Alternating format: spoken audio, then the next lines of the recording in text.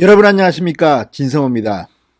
어제 국회 대정부 질문을 답변하는 과정에서 정세균 국무총리가 개망신을 당했습니다.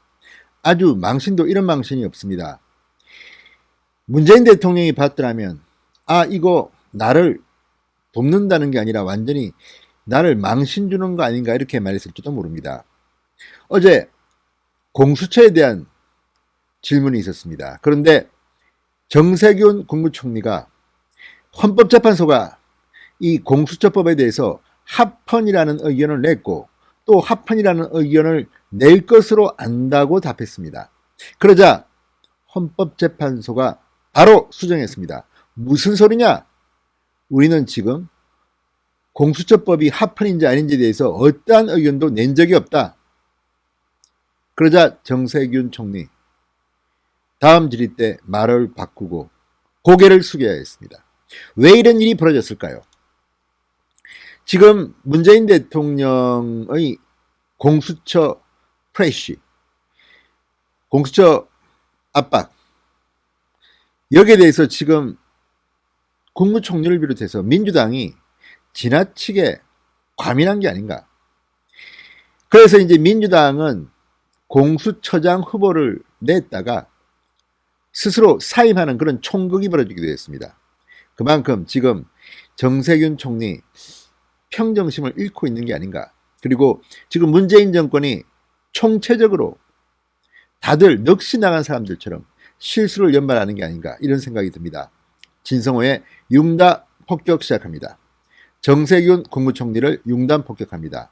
방송에 앞서 아직 진성호 방송에 구독자가 아니신 분들은 붉은색 구독 버튼 눌러주십시오. 더 좋은 방송으로 보답하겠습니다. 자, 공수처법은 태어날 때부터 문제가 많았습니다. 오죽했으면 같은 민주당의 금태섭 의원은 공수처가 태어나서는 안 될 세 가지 논리적 근거를 댔습니다. OECD 국가 그 어느 나라에도 이런 법은 없다. 이렇게 하면서 상당히 비판을 했습니다. 최장집 고려대 명예교수도 얼마 전 한국 민주주의에 대한 논문에서 공수처는 상당히 위험한 것이다. 가뜩이나 대통령 권한이 집중된 상태에서 이거 뭐 하는 짓이냐 이렇게 꾸짖기도 했습니다. 공수처에 대해서는 여러 명이 합헌이 아니다. 위헌이다. 이런 문제를 제기하게 됐습니다. 지금 헌법재판소에서 이 문제를 논의 중입니다. 그런데 얼마나 다급했는지 정세균 총리가 엄청난 실수를 했다가 망신을 당하고 만 겁니다. 자, 어제 정세균 국무총리는 공수처와 관련해 헌법재판소가 합헌 의견을 낼 것이라고 단정적으로 말했습니다. 자, 어제 오후 국회에서 열린 대정부 질문에서 더불어민주당 박범계 의원이 질문합니다. 우리 편이니까 안심하고 질문하고 우리 편이니까 안심하고 답변한 것은 아닌지 모르겠습니다. 이렇게 질문했습니다. 두 분 의원이 각각 헌법 소원을 낸 것으로 아는데 이렇게 묻자 정세균 국무총리의 답변은 이렇게 나왔습니다. 한 분에 대해서는 헌재가 이미 합헌이라고 회신했고 남은 헌법 소원에 대해서도 곧 답변할 것으로 안다. 곧 합헌으로 답변할 것으로 파악하고 있다. 이렇게 말했습니다.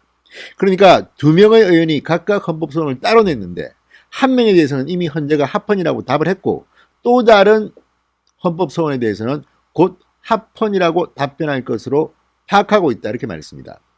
이것은 국무총리의 국회 대정부 질문 답변입니다. 상당히 위중한 장소에서 엄중하게 답변하는 겁니다. 자, 그런데 잠시 후 헌법재판소가 입장문을 냈습니다.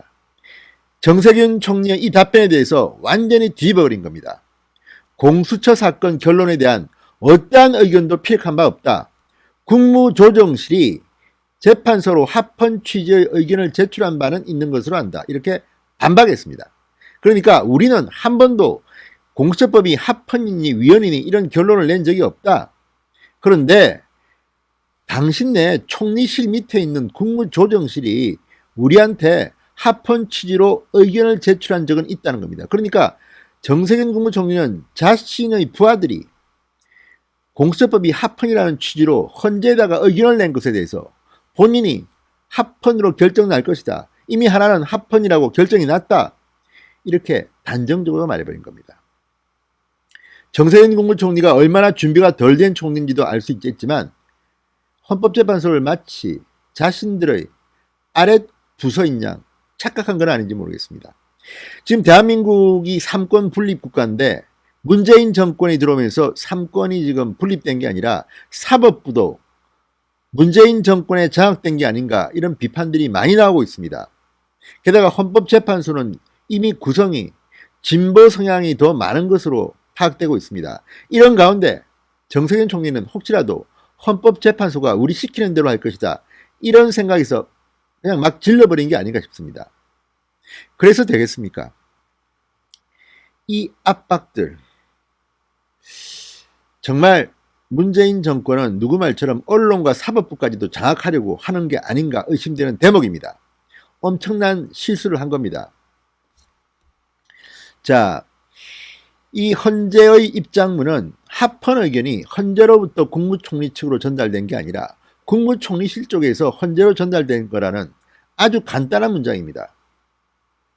자, 그러자 정세균 총리 자신의 발언이 착각이었다고 해명했습니다. 자신의 발언이 논란이 되고 헌법재판소가 들이박자 민주당 김영대 의원의 질의 시간에 이렇게 말했습니다. 착각이 있었다. 헌재가 결정을 한 것이 아니다. 국무조정실에서 헌재의 합헌 의견서를 제출했다. 이렇게 정정했습니다. 그런데 정세균 총리는 잘 모릅니까? 국무총리실이 국무조정실을 통해서 합헌 의견을 헌재에 제출한 것하고 헌법재판소가 합헌 결정을 내린 것은 천냥지차입니다. 헌법재판소는 국무총리실 산하 조직이 아닙니다. 이것도 구분 못하는 사람이 무슨 국무총리를 합니까? 게다가 문재인 대통령은 7월 15일까지 공수처 처장 후보를 내라고 국회에 압박을 하고 계속 공수처 이야기를 하고 있는데 지금 제대로 되는 게 아닙니다. 얼마 전 백혜련 의원 법사위 간사입니다. 민주당 목 공수처장 후보를 추천했다가 N번방 사건과 연루되고 문제가 폭발해서 스스로 사임해버리는 말도 안 되는 일이 벌어졌습니다. 문재인 대통령이 그렇게 애지중지 공수처를 챙기는데 지금 민주당은 엿먹으라고 하는 겁니까 뭡니까? 이렇게 허술해가지고야 어떻게 국민들이 공수처를 믿겠습니까? 게다가 공수처는 정말 태어나서는 안 될 조직입니다. 자, 헌법재판소 오히려 정세균 총리의 이 발언이 헌재 재판관들에게 열받게 해서 위헌 결정을 내리게 할지도 모르겠습니다. 그렇게 됐으면 좋겠습니다. 아무튼 정세균 총리 어제 국회 대정부 질문을 답변하는 과정에서 어마어마한 망신을 당했습니다. 진성호의 융단 폭격이었습니다. 여러분 감사합니다.